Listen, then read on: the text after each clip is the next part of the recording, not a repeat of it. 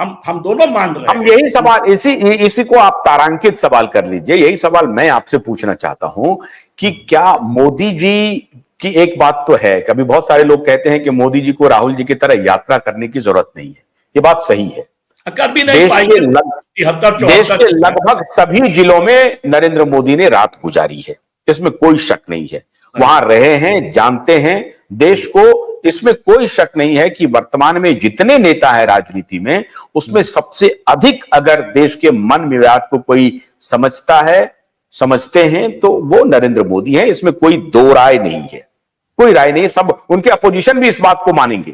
तो आपको लगता है कि नरेंद्र मोदी वाकई में जनता की नब्ज को जानते हैं, और वो इस मुद्दे पर अगर उनको लगेगा कि हम घिर रहे हैं, जनता के बीच में घिर रहे हैं, तो क्या क्या उनके पास ऑल्टरनेटिव है? क्या वो सक्षम है इस मुद्दे को दूर करने में और आगे निकलने में? ये मुद्दा इलेक्शन का नहीं बनेगा और वो फिर अपने ग्राउंड पे अपोजिशन को ले आएंगे और वहां फिर वो अच्छा परफॉर्मेंस कर देंगे।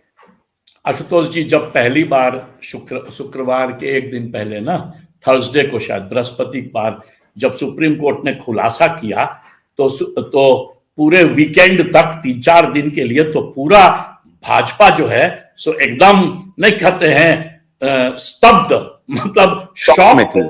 हाँ, एकदम शॉक में थी और एक शब्द किसी के मुंह से नहीं निकल रहा था। नीचे वाले लीडर को डर लग रहा था कुछ बोल देंगे तो ऊपर से फटकार पड़ जाएगी।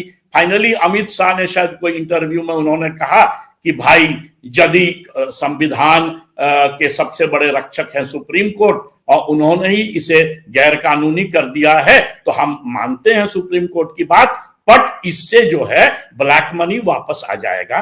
तो मैं यदि वहां खड़ा होता, ये कॉर्पोरेट मीडिया वाले तो चुपचाप रहते हैं, तो मैं कहता कि भाई आप होम मिनिस्टर हैं, आप कैबिनेट में सबसे पावरफुल है मोदी जी के बाद, आप कुछ करिए ना ब्लैक मनी को रोकने के लिए। आप कर दीजिए पब्लिक फंडिंग ऑफ इलेक्शन, आज अनाउंस कर दीजिए, अगले 5 साल तो आप ही रहिएगा पावर में। मैं ओपनली कहता कि अभी जो ट्रेंड है 300 के ऊपर तो आप पक्का लाएंगे और आप ट्राई तो कर रहे हैं, अब की बार 400 पार, तो अभी से शुरू कर दीजिए 400 पार में क्लीन अप इंडिया, है ना, जितना करप्शन है खत्म कीजिए, पब्लिक फंडिंग ऑफ इलेक्शन। अभी यदि मोदी जी जाके public funding of election announce कर दें और एमएसपी फॉर फार्मर अनाउंस कर दें, गरीबों के लिए जो बेचारा मांग कर रहा है मिनिमम सपोर्ट प्राइस, तो मुझे लगता है कि अब की बार 400 पार तुरंत हो जाएगा। उसमें फिर ज्यादा काम करने की जरूरत नहीं है।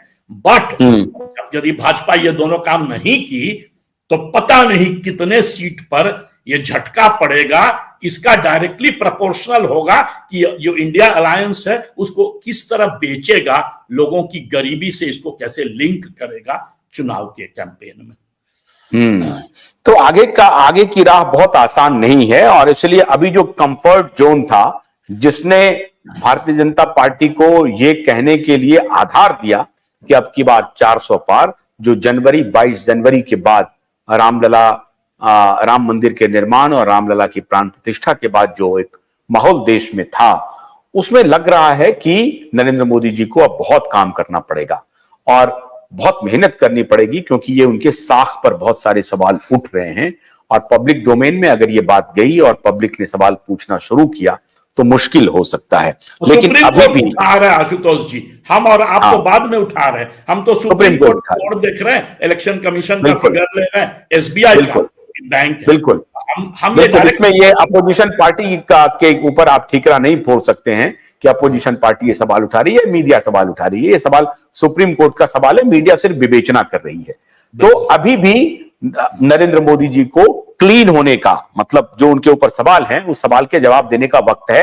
अब वो देखना यह है कि वो सवाल के जवाब देने के लिए खुद को तैयार करते हैं या कुछ और सवाल लेकर के देश के बीच में आ जाते हैं जिसका जवाब अपोजिशन के पास नहीं होगा, और ऐसी हालत में टाई हो जाएगा और फिर वो इलेक्शन निकाल लेंगे। अब ये तो बहादुरी देखनी पड़ेगी कि बीजेपी में ये मास्टर हैं, क्योंकि अमित शाह बेहतरीन रणनीतिकार हैं और मोदी जी, जैसा मैंने आपको बताया कि वोटर के पल्स को समझते हैं, तो वो किस प्रकार से मूव करेगा, ये बैटल बहुत ही इंटरेस्टिंग होने वाला है इस बार का लोकसभा चुनाव। और खड़गे साहब जो कह रहे हैं कि इसके बाद चुनाव नहीं होगा, तो ये सबके मन में डर सता रहा है। वन नेशन वन इलेक्शन का अभी अजीत जी ने एग्जाम्पल दे दिया कि 4 चुनाव हुए थे वन नेशन वन इलेक्शन जैसा, और चारों चुनाव कांग्रेस पार्टी जीत करके आ रही थी।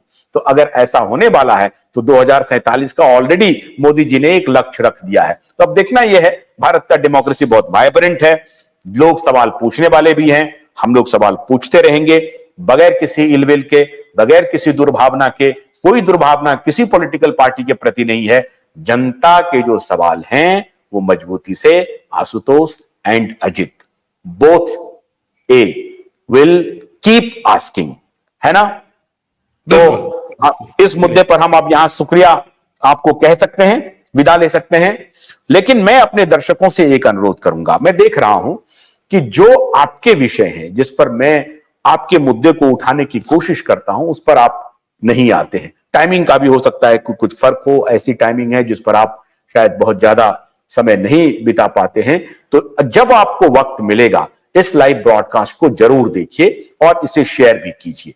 मैं आपसे अनुरोध करता हूं कि जैसा हमने आपको कहा है कि वाइब नेटवर्क एक इंडिपेंडेंट, कंप्लीटली निडर, बेखौफ और निष्पक्ष, बगैर किसी दुर्भावना के किसी पॉलिटिकल पार्टी या किसी भी इंस्टीट्यूशन के प्रति एक सही एनालिसिस आपके सामने लेके आता है। जिसकी हम बहुत जोर से आलोचना करते हैं उस व्यक्ति विशेष के खिलाफ नहीं है, उनकी पॉलिसीज के खिलाफ हमारी आलोचना रहती है। बहुत बहुत शुक्रिया इस लाइव इंडिया डिबेट में शामिल होने के लिए। 5 बजे मैं आपसे आग्रह कर रहा हूं कि जो दर्शक अभी नहीं जुड़ पाए हैं, 5 बजे जरूर जुड़िए। एक बहुत महत्वपूर्ण ब्रॉडकास्ट लेके हम आ रहे हैं और उसे देखना आपको बहुत जरूरी है। नमस्कार।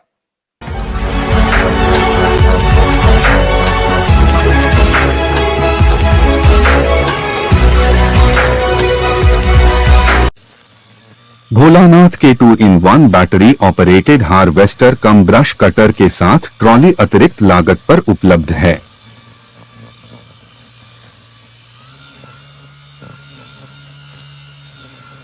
अधिक जानकारी के लिए कृपया दिए गए नंबर पर कॉल करें।